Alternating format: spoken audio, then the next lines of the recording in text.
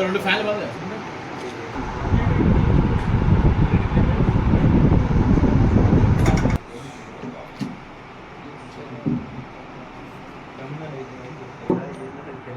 Basheerbagh press club లో ముఖ్యంగా కేసీఆర్ అవినీతి అక్రమాలపై సిబిఐ విచారణ జరిపించాలని మేము ప్రధాన డిమాండ్ చేస్తున్నాం. దానిలో భాగంగానే డిసెంబర్ 6వ తారీఖు నుండి తెలంగాణలో పాదయాత్ర ప్రారంభిస్తున్నాం.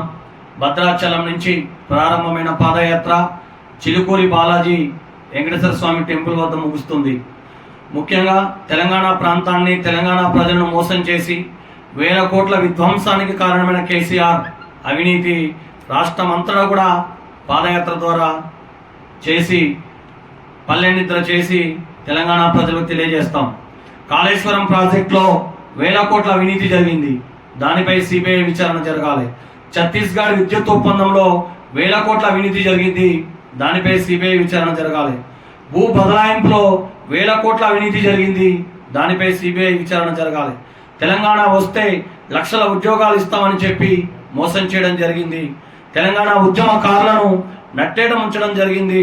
మిగులు బడ్జెట్ ఉన్న తెలంగాణను లోటు బడ్జెట్గా మార్చడం జరిగింది.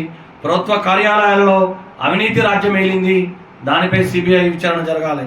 తెలంగాణ ప్రాంతంలో స్కామ్లు పెరిగాయి అన్ని డిపార్ట్మెంట్లలో కూడా. అదేవిధంగా ఫోన్ ట్యాపింగ్లు జరిగాయి, అధికారులు విదేశాలకు పారిపోయారు, వాళ్ళకి ఇప్పుడు గ్రీన్ కార్డులు కూడా వచ్చాయి.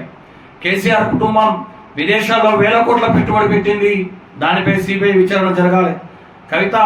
కల్వకుంట్ల కవిత గారు మద్యం స్కామ్లో వందల కోట్ల పెట్టుబడులు పెట్టారు, దానిపై సిబిఐ విచారణ జరగాలి. దళిత బంధాన్ని ప్రవేశపెట్టి దళిత బిడ్డలను మోసం చేశారు. అదేవిధంగా డబుల్ బెడ్రూమ్ పేరుతో దళిత, గిరిజన, ఆదివాసీ బిడ్డలను మోసం చేశారు. ఆదివాసులపై ఎక్కుపాదం మోపి ఫారెస్ట్ అధికారులతో కలిసి వారి పంటలను విధ్వంసం చేసి వారిని అనేక విధ్వంసాలకు గురి చేశారు. ఈ విధంగా కేసీఆర్ ఈ 10 సంవత్సరాల పరిపాలన తెలంగాణ ప్రజలను అనేక భయభ్రాంతులకు గురి చేసింది. సబ్బండ వర్గాల ప్రజలు, కార్మికులు కానీ, కర్షకులు కానీ, రైతులు కానీ, ఉద్యోగస్తులు కానీ, అన్ని ప్రభుత్వ కార్యాలయాల్లో అధికారులందరూ కూడా జీతాలు సరైన సమయానికి లేక అనేక ఇబ్బందులకు గురైన సంఘటన. మరి ఈ వేల కోట్ల అవినీతికి ప్రధాన కారణం ఎవరు? కేసీఆర్ కాదా? ఈరోజు తెలంగాణ వస్తే నిరుద్యోగులకు ఉద్యోగ అవకాశాలు వస్తాయన్నారు, వచ్చిందా? రాలేదే. తెలంగాణ వస్తే నిరుద్యోగులకు ఉద్యోగ అవకాశాలు వస్తాయన్నారు, వచ్చిందా? రాలేదే. ప్రతి కేసీఆర్ పరిపాలన వల్ల ప్రతి వ్యక్తి తలసరి ఆదాయం పెరగకపోగా తగ్గిపోయింది. ఒక్కొక్క వ్యక్తి మీద 2.5 లక్షల నుంచి 3.5 లక్షల వరకు అప్పు ఉన్నది. ఇదే విధమైన పందాను కొనసాగించాలంటే చాలా దుర్మార్గంగా అనిపిస్తూ ఉంటుంది. మరి కేసీఆర్ పరిపాలనే ఒక అవినీతిమయం. అందుకే కేసీఆర్ కుటుంబ సభ్యుల మీద సిబిఐ ఎంక్వైరీ జరగాలి, ఇన్కమ్ ట్యాక్స్ కానీ, ఈడీ కానీ దర్యాప్తు చేయాలి. అదేవిధంగా మరి కాళేశ్వరం ప్రాజెక్టు ఇంజనీర్ల యొక్క నైపుణ్యంతో కట్టాలి. మరి ఆయన ఎంఏ తెలుగు లిటరేచర్ చదివాడు, ఆయన ప్లాన్తో కట్టితే వేల కోట్ల కుంభకోణం జరిగింది. ఆంధ్ర కాంట్రాక్టర్ల మాయలో కేసీఆర్ ఉన్నాడు. మరి ఈ విధంగా చెప్పుకుంటూ పోతే పేదరికం పెరిగిపోయింది, నిరుద్యోగం పెరిగిపోయింది, ద్రవ్యోల్బణం పెరిగిపోయింది. మిగులు బడ్జెట్ ఉన్న తెలంగాణ బానిస తెలంగాణగా, ఎడారి తెలంగాణగా ఈరోజు మారిపోయింది. కాబట్టి ఇంత అవినీతికి, ఇంత తెలంగాణ విధ్వంసానికి పాల్పడ్డ కేసీఆర్ను తప్పనిసరిగా సిబిఐ, ఈడీ, ఇన్కమ్ ట్యాక్స్ మొత్తం అన్ని సంస్థలు కూడా కలిసి దర్యాప్తు చేస్తేనే అన్ని విషయాలు బయటపడతాయి. ఎందుకండి ఈ రోజున అధికారులు విదేశాలకు ఎందుకు పారిపోవాల్సి వచ్చింది? మరి వాళ్ళకి ఈ రోజున ఎందుకు గ్రీన్ కార్డులు వచ్చాయి? వీటన్నిటికీ కేసీఆర్ సమాధానం చెప్పాలి. ఈ విధంగా సమాధానం చెప్పకుండా ఇష్టం వచ్చిన రీతిలో కేసీఆర్ చేసే అవినీతిపై మేము పాదయాత్ర చేస్తున్నాం. మా పాదయాత్ర నిష్పక్షపాతకంగా ఉంటుంది. తెలంగాణ రాకముందున్న పరిస్థితులు, తెలంగాణ ఈ 10 సంవత్సరాల్లో దోపిడీకి గురైన విధానాన్ని ప్రతి తెలంగాణ గడప దాటి తెలంగాణ గుండె చప్పుడు ద్వారా మేము వినిపిస్తాం.